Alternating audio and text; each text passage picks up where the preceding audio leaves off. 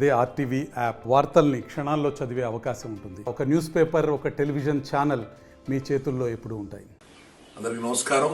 దాసరి రాము, తెలగ బలిజా కాపు joint action committee దక్షిణ భారతదేశ convener.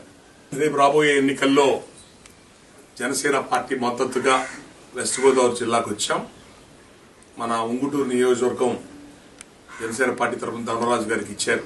అందరినీ కోరుతుంది ఒకటే, మనలాంటి పేద కులాల నుంచి రాష్ట్ర స్థాయి పార్టీలు పెట్టి నడపడం అంత శక్తి ఈ కాపు బీసీఎస్సీ వర్గాలకు ఎవరికి లేదు. చాలా తక్కువ మంది ఉంటారు. మనలో బలమైన నాయకత్వం ఉండేవాళ్ళు తక్కువ మంది ఉంటారు.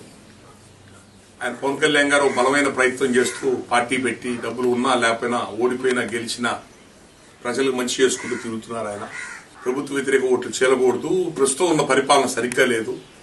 అపురమయం అయిపోయింది రాష్ట్రం, అరాచకం అయిపోయింది, దౌర్జన్యాలు ఎక్కువైపోయింది, అభివృద్ధి లేదు ఎక్కడ కూడా. వారి పరిపాలన మారాలా, రాష్ట్రం అభివృద్ధి గాడిలో పడాలని పవన్ కళ్యాణ్ గారు బాధ్యత తీసుకుని అందరినీ కలుపుకుని కూటమిగా తీసుకుని ముందుకెళ్తున్నారు. నిజాయితీ కలిగిన వ్యక్తుల్ని ఎంచుకోవడానికి, నిజాయితీ కలిగిన ప్రభుత్వాలను ఏర్పాటు చేసుకుని మన రాష్ట్రాన్ని అభివృద్ధి చేసుకోవడానికి. ఈ రోజు మన పిల్లలు, చదువుకున్న పిల్లలు హైదరాబాద్కో, బాంబేకో, బెంగళూరుకి ఉద్యోగాలు చేయాల్సిన పరిస్థితి. ఆంధ్రప్రదేశ్లో ఉద్యోగాలు లేవు, వ్యాపారాలు సరిగ్గా లేవు. ఈ రోజున వేరే రాష్ట్రాలు, ఒరిస్సా వేరే చోటికి రైతు కూలీలు పనిచేయడానికి వస్తున్నారు ఇక్కడికి. మన రాష్ట్రం ఇట్లాగే ముందుకు పోతే ఇక భవిష్యత్తులో మనందరం కూడా కూలీ పనుల కోసం పక్క రాష్ట్రాలకు వెళ్ళాల్సింది, బతుకు తెరువు కోసం. అంత దుర్భరమైన పరిస్థితుల్లో ప్రస్తుతం ఆంధ్రప్రదేశ్లో ఉన్నాయి. ఇవి మారాలా?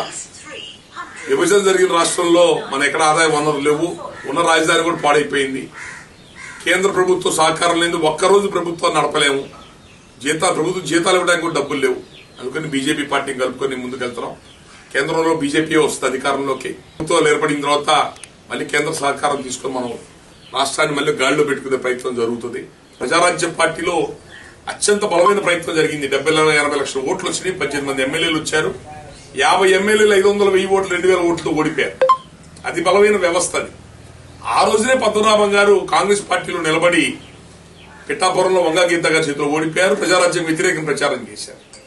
జనసేన పార్టీ పెట్టిన నుంచి ఈ రోజు దాకా ఏ రోజు ఆయన ఈ పార్టీతో లేరు. ఈ పార్టీతో ప్రయాణం చేయటం కానీ, సలహాలు సూచనలు ఇవ్వటం కానీ లేదు. మొదటి నుంచి పవన్ కళ్యాణ్ గారి మీద ఏదో ఒక విమర్శ ఉంటానే ఉంటుంది. ఆయనకి ఇండైరెక్ట్ గా ఒక విధంగా చెప్పాలంటే రాజశేఖర రెడ్డి గారు, జగన్మోహన్ రెడ్డి గారి మీద అదొక ప్రేమ ఉంది.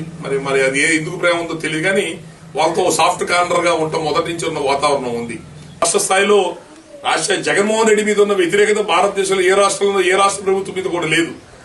కానీ అతను అన్ని సామధాన దండోపాయాలన్నీ వాడుతున్నాడు. దొంగ ఓట్లు, డబ్బులు పంచడం, అన్ని రకాలుగా కూడా అన్ని రకాల మ్యానిపులేషన్స్ చేసుకుంటూ వెళ్తున్నాడు. కాబట్టి టఫ్ ఫైట్ ఇస్తున్నాడు. కాబట్టి కూటమి అభ్యర్థులందరూ కూడా టైం చాలా ఉంది.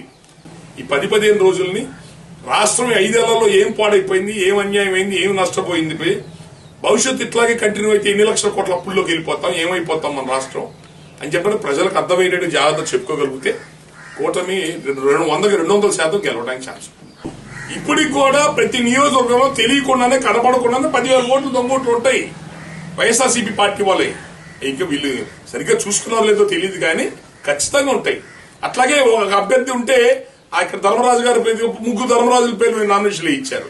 ఇట్లాగే పిఠాపురం కూడా పవన్ కళ్యాణ్ గారి పేరు చూస్తున్నారు, పవన్ కళ్యాణ్ గారి ఓట్లు డిస్టర్బ్ చేయడానికి. వీళ్ళు 50-60 ఏళ్ళ అధికారం చేతిలో పెట్టుకుని అన్ని రకాల మార్గాలు అడిగి పెట్టుకున్నారు. మంచి మార్గాలు అయితే మనం అన్ని దుర్మార్గ మార్గాలే. ఏమన్నా చేయి, కొట్టు, చంపు, డబ్బు పంచు, ఏమన్నా చేయి, అధికారం కావాలా, మళ్ళీ గెలవాలా అనే లక్ష్యంతో మొదటి నుంచి రాడు తెలిపోయి ఉన్నారు. కాబట్టి ఆ వ్యూహాలను వాళ్ళు ఇంప్లిమెంట్ చేస్తున్నారు. వీటిల్ని అందుకనే చెప్పారు, కూటమి చాలా వ్యూహాత్మకంగా వీటన్నిటిని జాగ్రత్తగా వర్కౌట్ చేసుకోవాలి. ప్రజలు అభివృద్ధి కోరుకుంటున్నారు. ప్రజలు నిత్యావసర సరుకులు అందుబాటులో ఉండాలా, కరెంటు ఛార్జెస్ అందుబాటులో ఉండాలా, చేతికి పని ఉండాలా. ఒక్క ఇసుకని మన రాష్ట్రంలో దొరకదు. మన ఇసుక పక్క రాష్ట్రాలకు చెన్నైకి వెళ్తే 1,00,000, హైదరాబాద్ లో అమ్మితే 75,000. ఇది వాటి రేటు, ఇసుక రేటు. ఇక్కడ ఇసుక దొరకట్లే. ఇసుక దొరకకపోతే 20 రంగాలు అయిపోతాయి.